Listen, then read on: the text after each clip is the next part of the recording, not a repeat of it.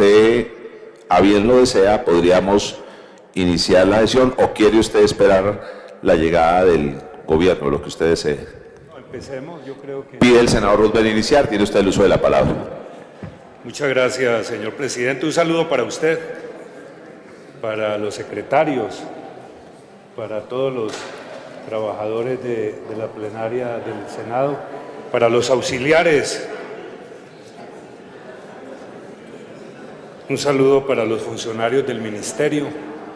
Quedamos a la espera de la llegada del señor Ministro del Interior. Un saludo para los senadores, para las senadoras que asisten hoy a la plenaria. Un saludo también para los medios de comunicación.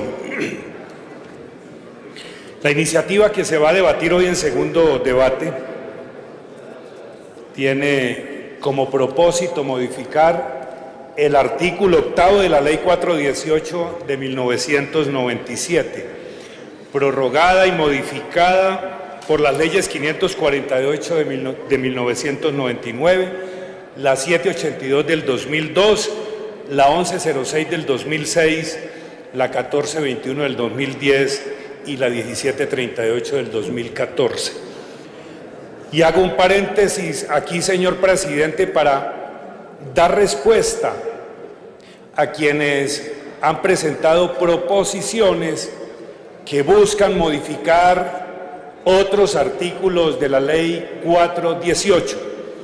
En ese sentido, es necesario advertirles que el decreto que convoca las extras del Congreso de la República se refirió de manera exclusiva a la modificación del artículo 8º de la Ley 418 y no a otros artículos de la misma ley, razón por la cual las proposiciones que se han presentado no podrán ser consideradas en el trámite de este proyecto.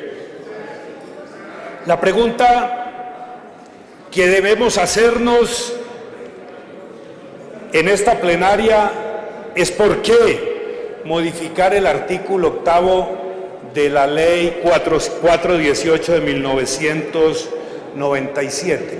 Y la respuesta es porque hoy no existen los mecanismos, los instrumentos jurídicos necesarios y suficientes para adelantar el procedimiento del desarme, de la desmovilización, de la reincorporación a la vida civil de los miembros de las FARC, grupo con el que actualmente se adelanta un proceso de negociación. Otra pregunta que es obligado a hacerse es por qué esas herramientas, esos instrumentos jurídicos tan importantes, tan definitivos en un proceso de negociación como el que se adelante hoy entre el gobierno y las FARC, no se encuentran en la Ley 418. La respuesta es porque así lo dispuso la Ley 1421 del año 2010. Las facultades presidenciales de que trata el proyecto que aquí se discute han estado presentes en el ordenamiento jurídico desde el año de 1993, fecha en la que se expidió la primera ley de orden público, que es la Ley 104, justamente de ese año de 1993. Y se mantuvieron esas facultades en las distintas normas que modificaron esa Ley 104 y que posteriormente se recogió en la Ley 418, que en su artículo 8º consagró y recogió lo consignado en la Ley 104, en las que la modificaron a propósito de las facultades que aquí se están discutiendo. Es decir, que las facultades de que trata este proyecto no son nuevas para el debate del Congreso de la República, no son nuevas para los distintos procesos de desmovilización y desarme que se han adelantado desde el año 93 hasta la fecha. Por el contrario, han sido facultades muy amplias, facultades suficientes que tuvieron los presidentes de la República para abordar los procesos de negociación desde esa época hasta el año 2010. En el año 2010 se expidió la ley 1421 y en esa ley se excluyó del artículo 8º la posibilidad de que el presidente de la República pudiera tener estas facultades. Y la pregunta es, ¿por qué la ley 1421 termina por excluir esta normatividad del ordenamiento jurídico? Y la respuesta es, porque así lo solicitó el gobierno. El ministro del Interior y de la Justicia de aquel entonces, para esa época, el doctor Germán Vargas, solicitó en nombre del gobierno retirar las facultades porque, según sus propias palabras, no eran necesarias, no se requerían en ese momento porque no se adelantaba ninguna clase de proceso, ninguna clase de conversaciones, y advirtiendo además que de mantenerse esas facultades y en la eventualidad de iniciar un proceso, seguramente la primera condición que se iba a poner por parte del grupo armado al margen de la ley era la del despeje. Y el Congreso entendió entonces que no se podía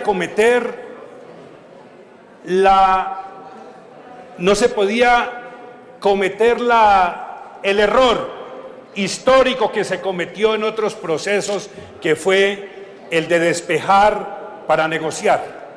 Entendió el Congreso de la República también en ese entonces, y lo digo como actor importante en ese debate porque fui el coordinador ponente de la 1421, de que estas facultades solamente sería posible restituirlas, restablecerlas al presidente de la República solo cuando hubieran condiciones, solo cuando el grupo armado al margen de la ley demostrara suficientemente que estaba dispuesto a hacer la paz. Esto es, que desde el grupo de insurgente existiera verdadera voluntad de emprender diálogos para firmar un acuerdo final y ponerle fin al conflicto. Y hoy, creo yo, el Congreso no tiene dudas de que esas condiciones están dadas. Creo que el Congreso de la República tiene una lectura cabal de la historia desde el año 2011 hasta la fecha. Muchas cosas han sucedido en estos casi 5 años desde la expedición de la ley 1421 del año 2010. En ese año del 2011 se iniciaron las primeras comunicaciones escritas entre el gobierno y las FARC. Desde esa época a la fecha han sucedido, repito, muchísimas cosas que le permiten al Congreso pensar con absoluta certeza de que estamos muy cerca, de que estamos casi que al final de todo el proceso para firmar un acuerdo de paz. Han sucedido cosas como los primeros encuentros exploratorios, como el establecimiento de una hoja de ruta, la firma del acuerdo para la terminación del conflicto y la construcción de una paz estable y duradera, la instalación de la mesa de diálogos en Oslo, Noruega, la instalación de la mesa de diálogos en La Habana, Cuba, cuando los encuentros exploratorios finalmente le dieron la certeza al gobierno de que era posible, de que se pudieran iniciar las conversaciones, porque se estaba demostrando por parte del grupo insurgente de que había voluntad de paz. Los acuerdos hasta ahora logrados, que no tienen antecedentes en la historia del país.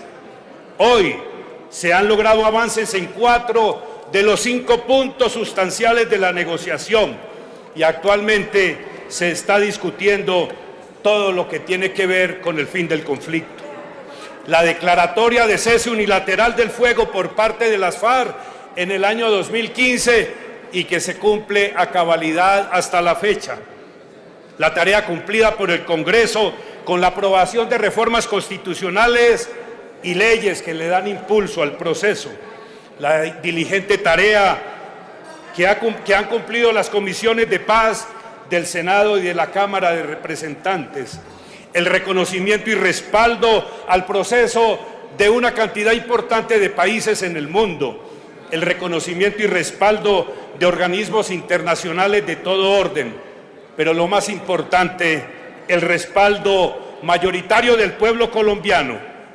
Todo esto para decir que hemos avanzado, y hemos avanzado mucho.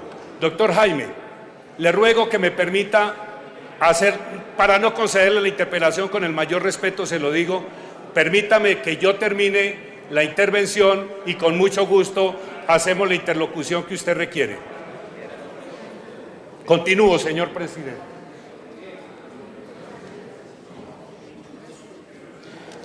Todo esto, repito, para decir que hemos avanzado y que hemos avanzado mucho, que queda suficientemente demostrado que hay voluntad de paz, que el proceso es irreversible, que la aprobación de este proyecto se convierte en el último paso que debe dar el Congreso de la República antes de la firma de los acuerdos en La Habana.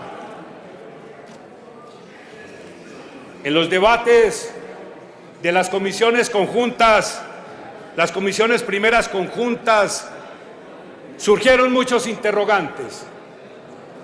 Algunos de ellos igualmente transmitidos a través de los voceros populares.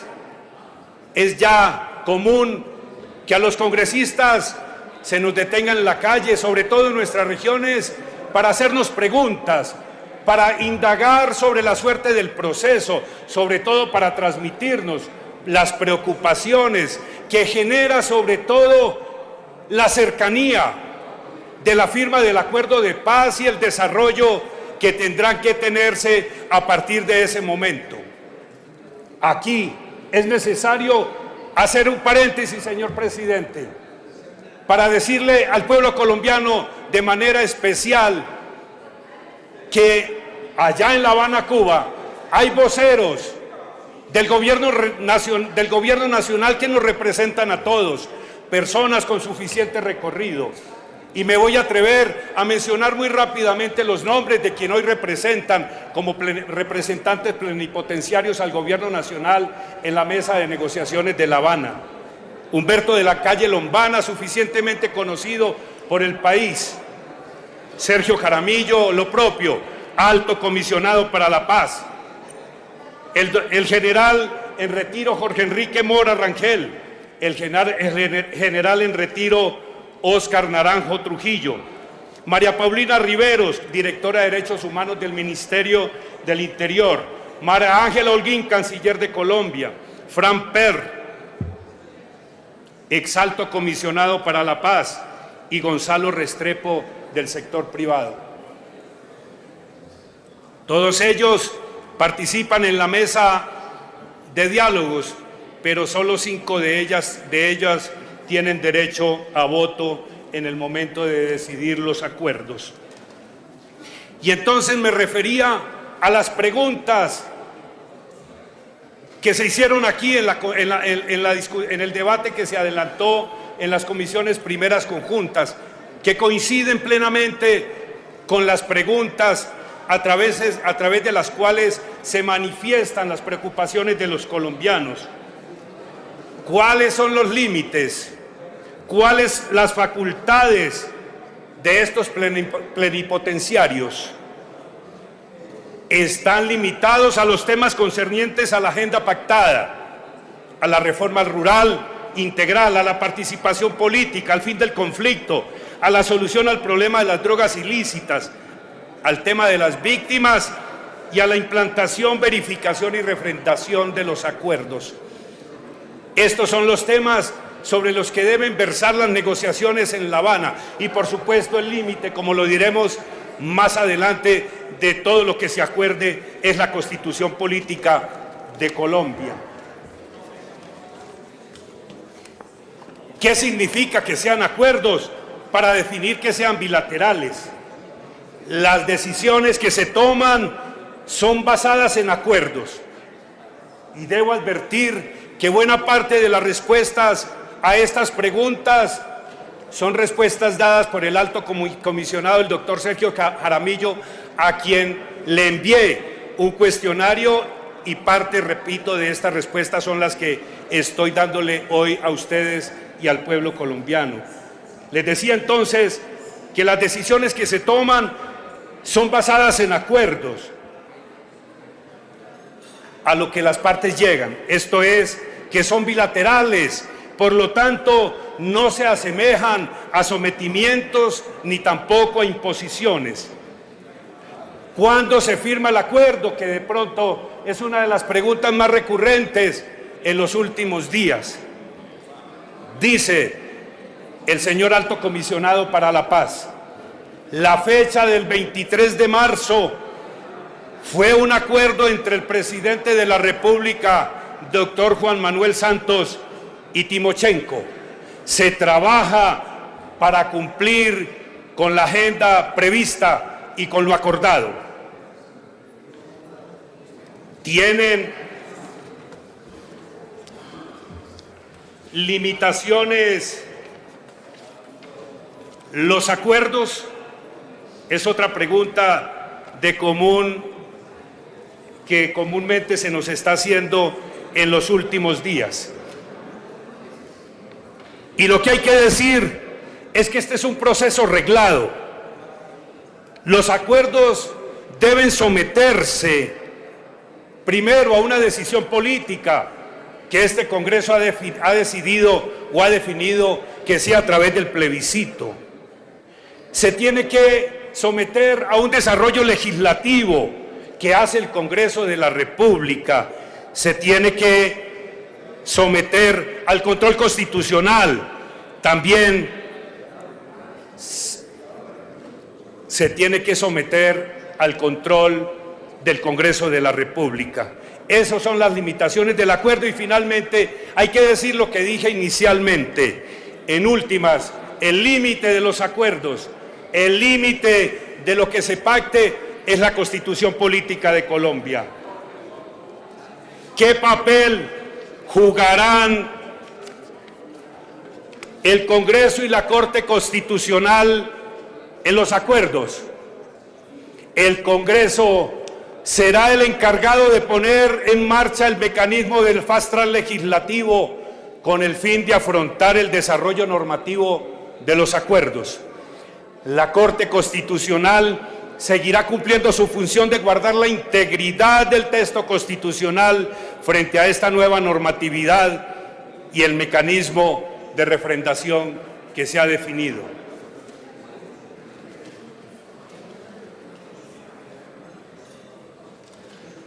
¿Quiénes verificarán el cumplimiento de los acuerdos?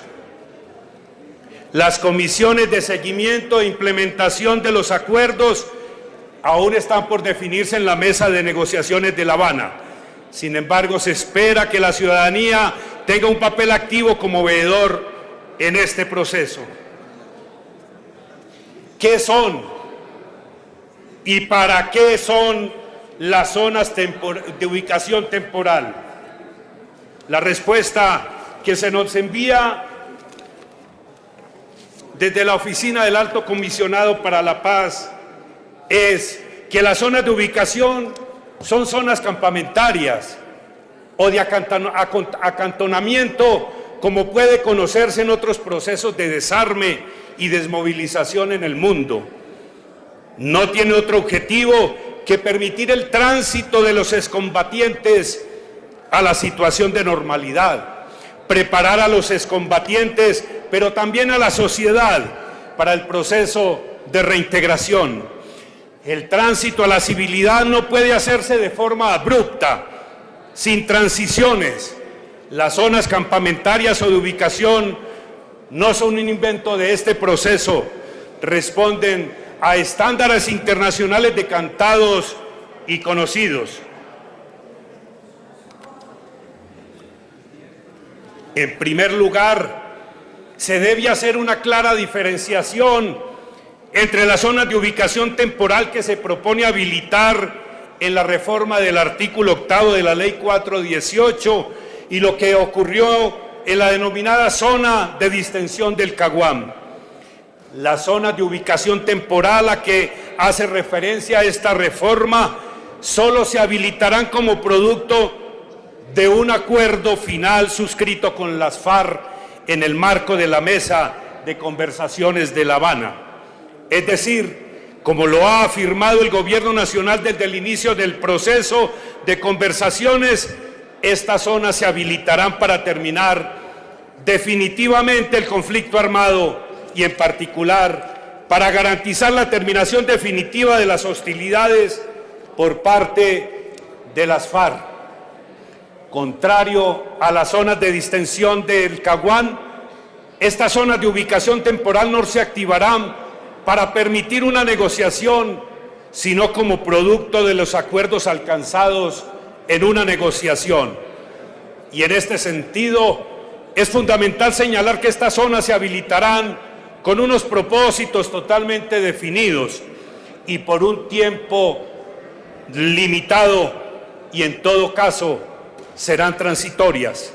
Los principales objetivos de las zonas de ubicación temporal pueden resumirse de la siguiente manera.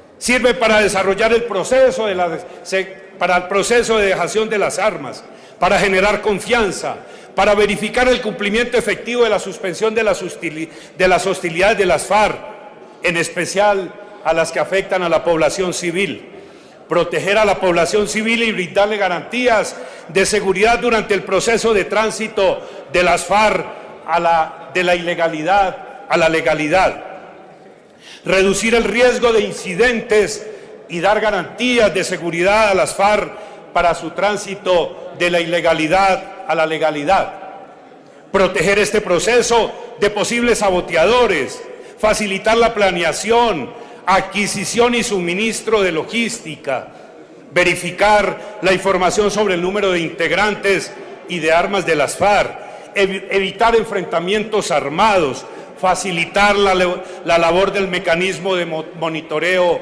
y de verificación. Para la Organización de las Naciones Unidas, la concentración o el acantonamiento es una parte integral de los procesos de desarme, desmovilización y reintegración propios de los procesos de paz alrededor del mundo. El proceso de desmovilización es por su parte el proceso por medio del cual las Fuerzas Armadas regulares o irregulares se desarticulan o disuelven completamente. Supone el acantonamiento de las tropas en campamentos, cuarteles o centros temporales. Algunos ejemplos a nivel comparado muestran que ha sido necesaria la concentración de las tropas para llevar a cabo los procesos del desarme y la reinserción civil. ¿Cuántas zonas serán y dónde estarán ubicadas? Este es un tema de la mesa de conversaciones que no se ha discutido aún y que será objeto de negociación en el próximo ciclo. De cualquier forma, la mesa está siendo asesorada por la Subcomisión Técnica del Fin del Conflicto, conformada por altos oficiales de la fuerza pública para ofrecer las mejores recomendaciones técnicas sobre estos asuntos. ¿Cuánto durarán las zonas de ubicación temporal? No es posible anticipar el término de vigencia de estas zonas, pero sí es posible afirmar que serán zonas temporales, sin ninguna vocación de permanencia, ya que su objeto será el de facilitar el tránsito de los excombatientes a la legalidad y a la vida civil. ¿Qué se hará con las armas de los guerrilleros desmovilizados? La dejación de armas es un compromiso esencial de la negociación. El punto 3 de la agenda del Acuerdo General para la terminación del conflicto y la construcción de una paz estable y duradera señala que este será un compromiso que se desarrollará de una manera integral y simultánea. Sin embargo, las partes aún no han definido qué se hará con esas armas.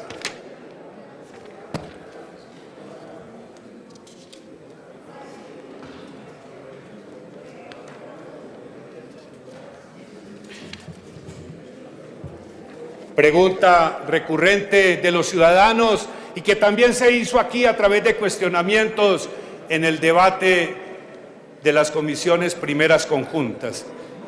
¿Qué papel jugará el ejército y la policía?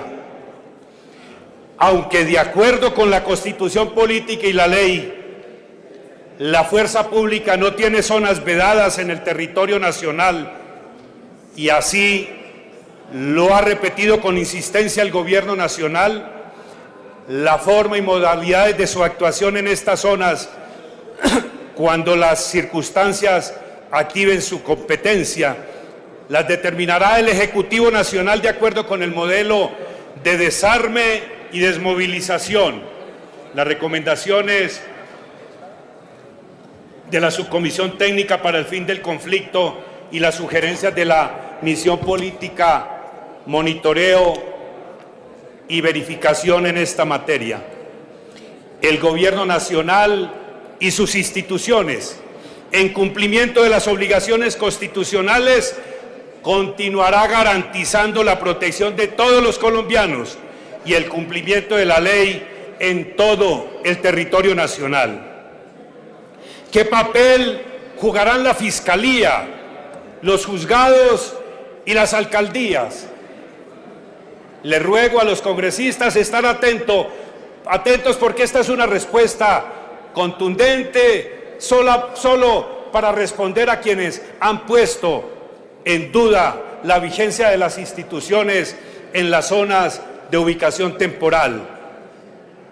El Estado social de derecho no se desplaza, se continuará ejerciendo la soberanía, cumpliendo los deberes y obligaciones constitucionales y ninguna autoridad civil, militar o policial dejará de cumplir con su deber legal.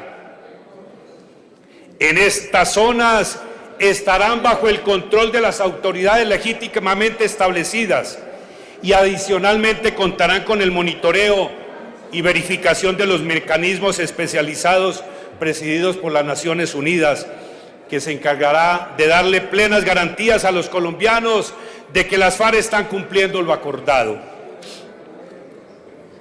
Podrán, doctor Andrade, podrán ubicarse en esas zonas, en territorios de comunidades negras e indígenas. Esto no ha sido decidido en la mesa de conversaciones. Sin embargo, preliminarmente puede decirse que establecer prohibiciones expresas de zonas de ubicación en estos territorios desde la ley es una manera de suplantar la voluntad de estas comunidades al respecto y de alguna manera restringir su capacidad de decisión y de participación en los asuntos públicos a través de, por ejemplo, mecanismos participativos y de derecho fundamental, como la consulta previa. Podrán ubicarse otras zonas, estas zonas, en territorios de frontera. Este aspecto no ha sido decidido en la mesa de conversaciones. Sin embargo, los representantes del Gobierno Nacional en la mesa de diálogo tendrán cuidado de acordar las ubicaciones de zonas en sitios de la geografía nacional que sean de frontera o no, que puedan ocasionar graves alteraciones al orden público, tanto del territorio nacional como de los países vecinos. ¿Podrán estas zonas ubicarse en territorios urbanos?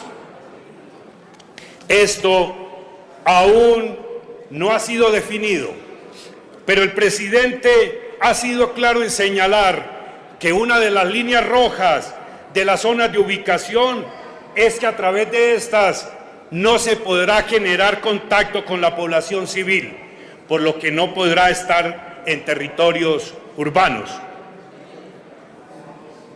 ¿Quedarán desamparados los habitantes que viven cerca de estas zonas?